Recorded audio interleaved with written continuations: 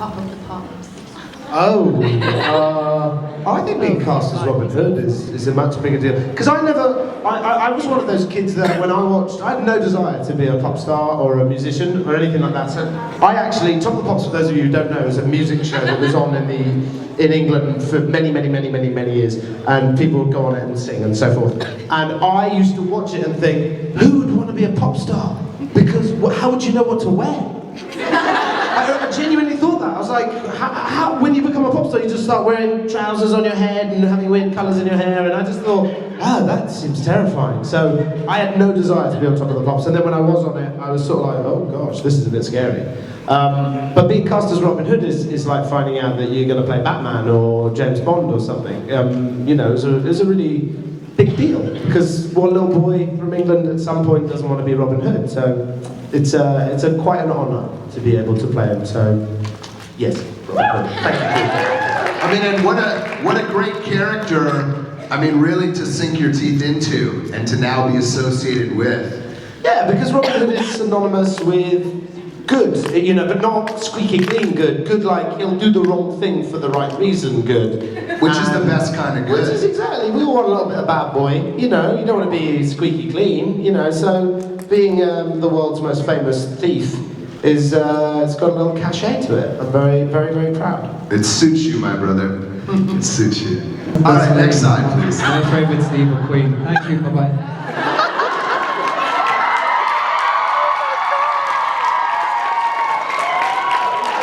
Lana Priya, everyone.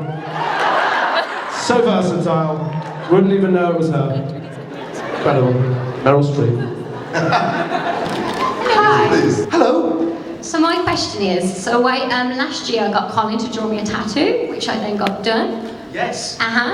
But so my question is, if you could get a tattoo drawn by anyone, what would it be and who would you get to do it for you? Oh, do you know what? It's funny because Lee and I have talked about this, because Lee's got some really fantastic tattoos and he knows a really good guy. So I would be asking Lee who I should go to. And I've thought about it a few times, because I think tattoos can be beautiful and cool and interesting, and they tell a story of who you are. But I've never found anything that I felt that I consistently, like whether it's a phrase or a saying or a set of lyrics or, I mean obviously being a dad now, my son, but you know, he knows that I'm his dad. I don't need to write it down on myself like, I'm your dad. So I just haven't found that thing. I think if I find a really interesting image or a picture or something, I would probably do that, and where I'd put it, I don't know. But Lee would be literally my go-to. The one thing I would say to you and recommend is that when you do contemplate one, and you do find the drawing, stare at it for a year or 10. And keep wanting it for a long time, because I don't know if you know, but they're permanent. So you're making a commitment, right? That's probably the best advice you get from anyone. If you're thinking about getting a tattoo, get the drawing or the picture and stare at it for a year or longer. Because if you still like looking at it, then maybe that's for you. But I haven't found that thing. Because you maybe buyer's remorse. Maybe a nice picture of Colin O'Donoghue. Just get him to draw it for you. Okay. Thank you. Your guys are cool, you know? Yeah. Fun to camp with, you know? Merry men are a fun bunch to go camping. Oh, there's a couple kegs over in the corner, you know? Super fun. Yeah, sorry, in answer to your question, probably Central Park. Thank you. Thank you. Hey Sean. Hello, Ed. So, if you were the Dark One and you could choose only one person to look after your dagger, who would it be? Come on, Ed. It's like shooting fish in a barrel. He's got to go to Regina, obviously. It would be weird to give it to anyone else. No, yeah, she's his strongest tie, his confidant. And also the merry men. You know, he'd trust the merry men, but they'd probably have a little fun with him. They'd be like, Robin, I've got the dagger. Go get me a beer. He's got to do it. He's got to do it. He's got to do it. I've got the dagger. He's got to go get it. No, I'd give it to Regina. And maybe she'd be demanding in her own way. Getting saucy. I remember that story too, is when you first came in and you were learning and you first got your quiver and your arrows. Maybe talk about that just for 1 second, about like to get proficient with it. And like, I remember you saying, oh my gosh, it's so crazy, I gotta be good with it, you know? Yeah, and I'm terrible it. For one, I forget that it's on, and it sticks out about this much, so I turn around, I hit people in the head, and also the bow, hitting people up and down, and I've sort of told this story before, but I'd focused a lot on the history of the character, who he was, what people thought was, because we don't really know if he's 100% real or if he's just myth and legend or whether it was a guy that tall tales grew over time, but I focused on all that side of the character and I completely forgot about the bow and arrow, and literally the first day on set when they handed it to me I was like, right. Oh no. And so luckily there was an on-set photographer who saw me just standing there. And she was like, you don't know what you're doing, do you? And I said, no, I don't. Can you help me? And she said, well, luckily, I'm a professional archer. Luckily. I was like, really? What are the odds?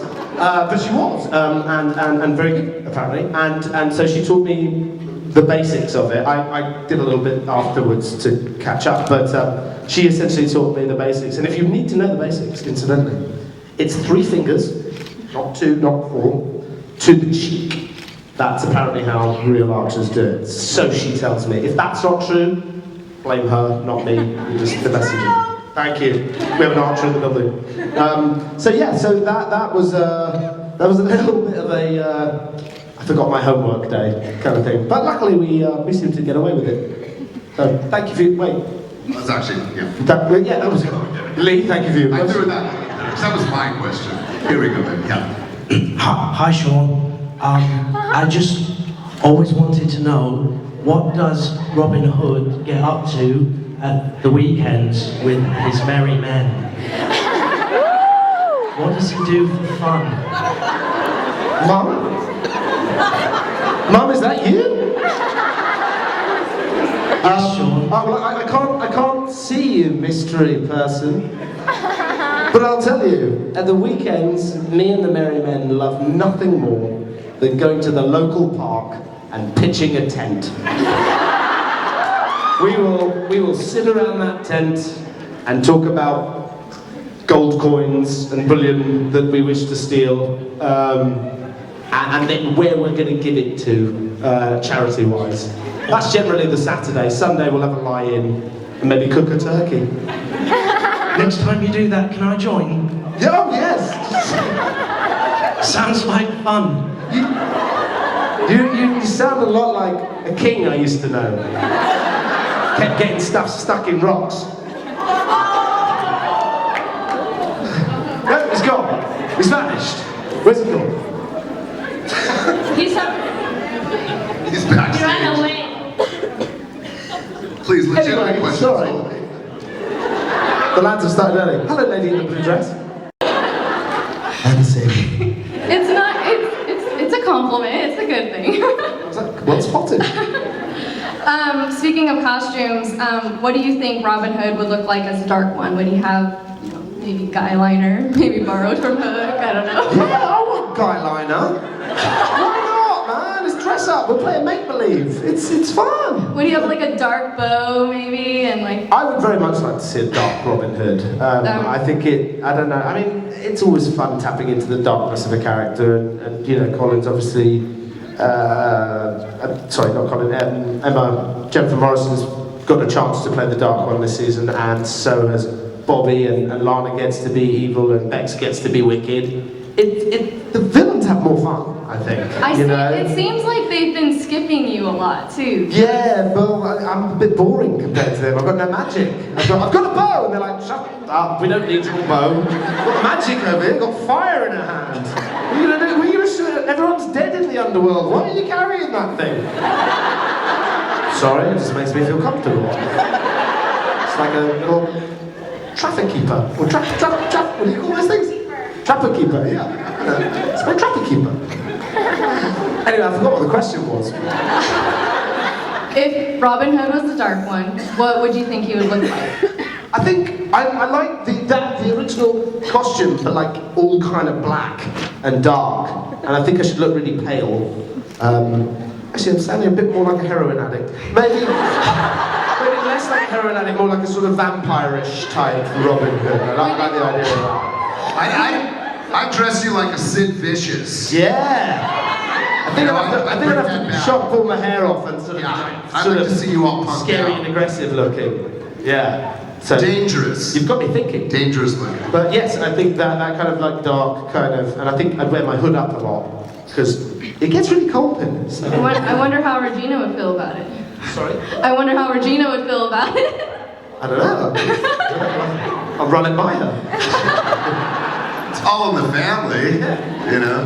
Be evil together, be fun. Thank you. Evil ever after. That's been your vows. Yeah, we're like, we must be evil. Be evil every day. Love you, evil. Alright, let's jump to this. I feel like I understand. You know, it's difficult when you're 5 or 6 or 7 because it holds your imagination or your entertainment.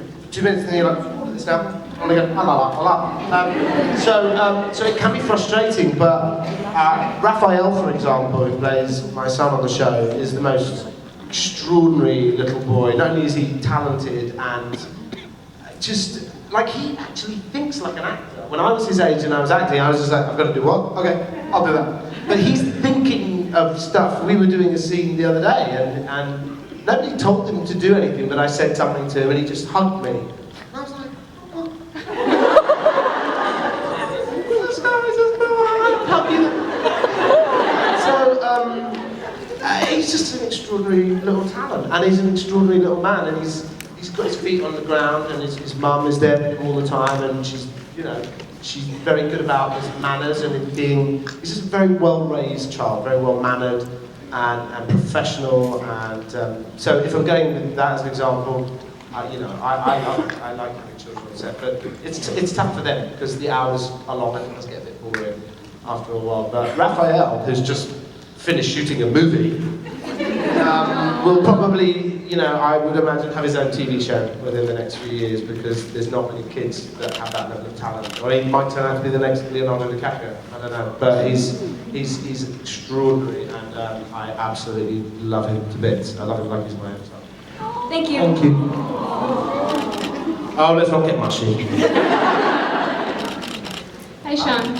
I was wondering if you see the relationship between Regina and you progressing to perhaps an engagement or marriage soon? Whoa. Hang on.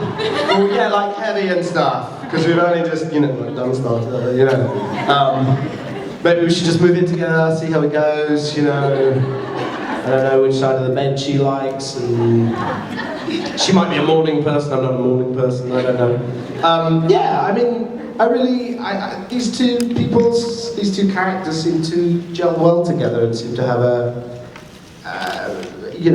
people seem to have responded to them as a duo. So it's always nice. It helps when you're partnered up with an actress like Lana, who's obviously one of the most popular characters on a very, very popular show. It's like being given a great tennis partner. You're obviously going to do better than if you were with somebody that you didn't get on with and think it wasn't good. But I hope that they do. I hope that they let the two of them evolve, and that there's got to be obstacles, otherwise it wouldn't be a drama. But I hope that they live happily ever after. Okay, thank you.